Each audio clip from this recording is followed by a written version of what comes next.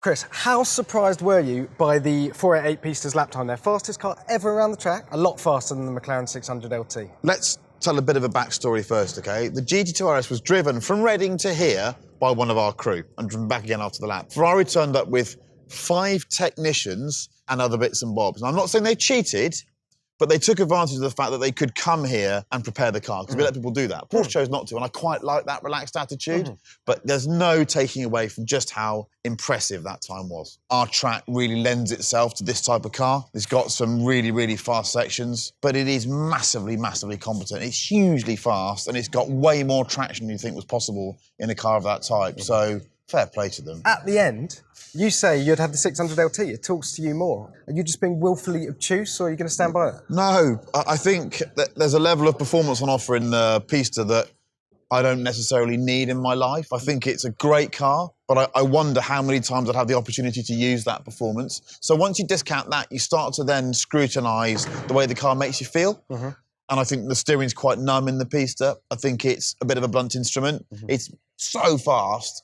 It's hugely exciting, but can you use that on a public road? No. This car speaks to me more when I'm driving. Better steering, better brakes, all that sort of stuff. All the stuff those sort of control points, the contact patches, they're just a bit more intimate for me, and therefore I prefer driving it. And I think this is the best McLaren they've made in terms of the way that it interacts with you. A 720 is more capable, but this one's just jiggling around and moving a bit more.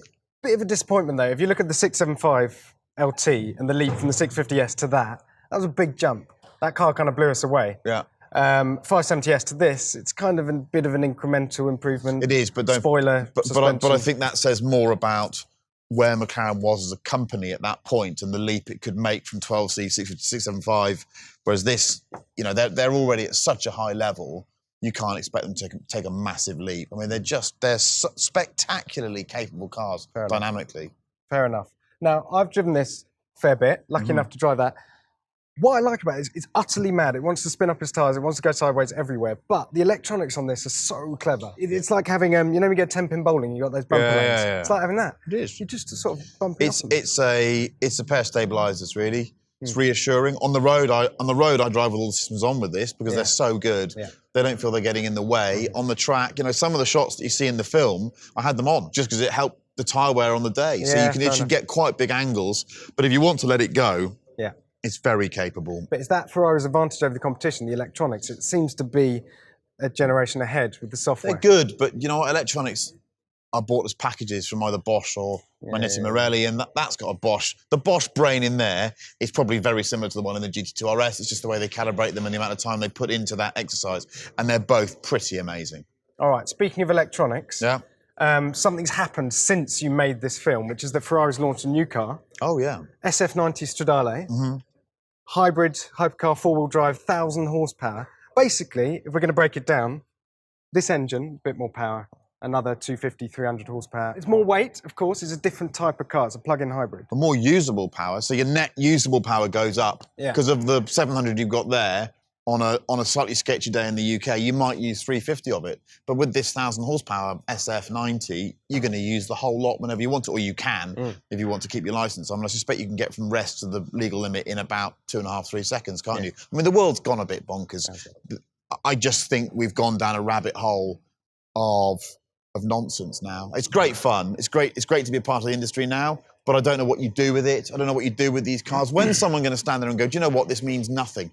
You know what we need? We need another Lotus Elise moment, mid-90s, when someone just goes, bit of power, get back to what driving is all about. Because I just think it's gone bonkers. It does prove one thing, though, and Ferrari won't like this, that when they all built their hypercars, which previewed their next tech years ago, McLaren, Ferrari, Porsche, it was Porsche that got it right, wasn't it? Because that's the one that we all thought, a bit boring, it can run on electric only, a bit heavy. That was the template for what's coming. So I look forward to driving it, but I think it's disappointingly heavy. It's quite expensive. They're going to build a lot of them.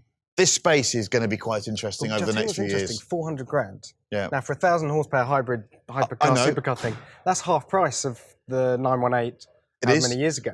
So it's interesting to see the tech trickle down to that. Also, Aston Martin want to sell something with similar power for £1 million, don't they? So are there enough people out there to buy these cars? I don't know. That has to be, right? But this isn't limited. That's not Stradale that sounds a bit speculative to justify making them all. Yeah, but I'd want to know. I don't run a car company. I don't have to know. I get to sit back and just enjoy them. Neither do I. So, but it's going to be very interesting. I'm not sure there are all these people, but the tech is amazing. And I think what we should do is enjoy the fact that we've still got an internal combustion engine in there somewhere. Absolutely. Because this is probably the last generation before we go full electric. So for that reason, I'll get the flag out and wave it. Okay, speaking of celebrating petrol, Yeah. right? So special mid-engine V8 Ferraris. Yep. They're the ones that do it for me. Yep. Yeah.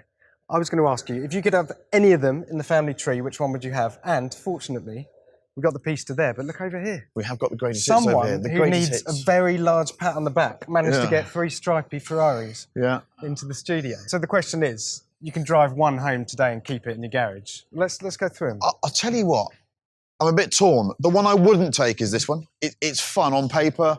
It's got a good specification, but really it doesn't feel that quick. It's got a bit more power. I think it's 20 horsepower more than a normal 360. Quite hardcore, makes loads of noise. People get very, very excited about them, but the gearbox is pants, and I'm not really sure about it. I think they're a bit overvalued. Move on to the Scuderia. On paper. This is a great car. Scud. I think that'd be the one I'd take. I love them. They were fantastic. The gearbox... Still a bit dodgy, right? It's still an actuated manual, and therefore it's a bit lumpy. But I love the look of the car. I like the packaging. I particularly love the rear-end treatment with the 2 exhaust pipes. Still looks fresh to me. It's a bit ignored these days, isn't it? That was the first one.